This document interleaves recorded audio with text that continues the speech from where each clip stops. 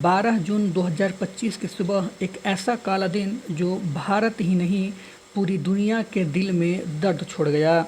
Air India flight AI-171 जो Boeing 7878 Dreamline विमान ने अहमदाबाद के सरदार वल्लभ भाई पटेल अंतर्राष्ट्रीय हवाई अड्डे से लंदन गैटविक के लिए उड़ान भरी थी, लेकिन कुछ ही मिनटों बाद आसमान में जो हुआ उसने ज़मीन पर मातम फैला दिया।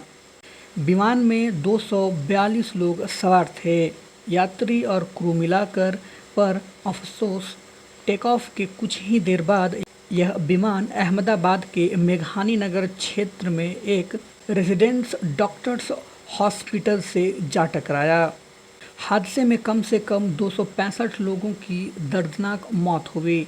में न सिर्फ फ्लाइट में सवार लोग बल्कि हॉस्पिटल के कई निवासी भी शामिल थे। 14 बच्चे जिसमें 2 नवजात शिशु भी थे इस विमान में सवार थे।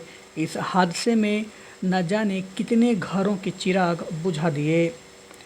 घटना के बाद तुरंत NDRF की 3 टीमें और CRPF के 150 जवान मौके पर पहुंचे।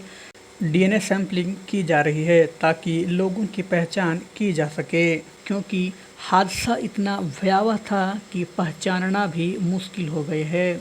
इस हादसे की खबर फैलते ही पूरी दुनिया से संवेदनाओं का सैलाब उमड़ पड़ा। फ्रांस के राष्ट्रपति इमैनुअल मैक्रोन ने डीप इमोशंस के साथ भारत के प्रधानमंत्री नरेंद्र मोदी के साथ एकजुटता दिखाई। रूस के राष्ट्रपति व्लादिमीर पुतिन ने PM मोदी और राष्ट्रपति द्रौपदी मुर्मू को संदेश भेजते हुए शोक जताया और घायलों के लिए जल्द स्वस्थ होने की कामना की। ऑस्ट्रेलिया के प्रधानमंत्री एंटोनियो ने कहा कि हादसा बेहद विनाशक है। कनाडा के प्रधानमंत्री मैक कार्नी ने बताया इस विमान में एक कैनेडियन नागरिक भी था और उसका देश भारत के साथ लगातार संपर्क में है।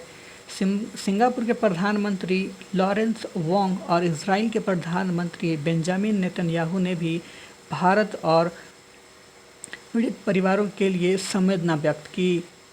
आर्मेनिया के राष्ट्रपति वागान ने लिखा, भारत की जनता और नेतृत्व के साथ मेरी हार्दिक संवेदनाएं। यूके, यूरोपीय यूनियन, बांग्लादेश और अन्य देशों के नेताओं ने भी शोक संदेश साझा किए। टाटा ग्रुप, जो एयर इंडिया का स्वामित्व रखता है, ने ऐलान किया कि प्रत्येक मृतक के परिवारों को 1 करोड़ की सहायता राशि दी जाएगी। इंडियन मेडिकल एसोसिएशन ने पुष्टि की कि हॉस्पिटल्स में रह रहे 3 MBBS छात्रों की मौत हो गई, जबकि 45 अन्य घायल हुए हैं और इनका इलाज चल रहा है।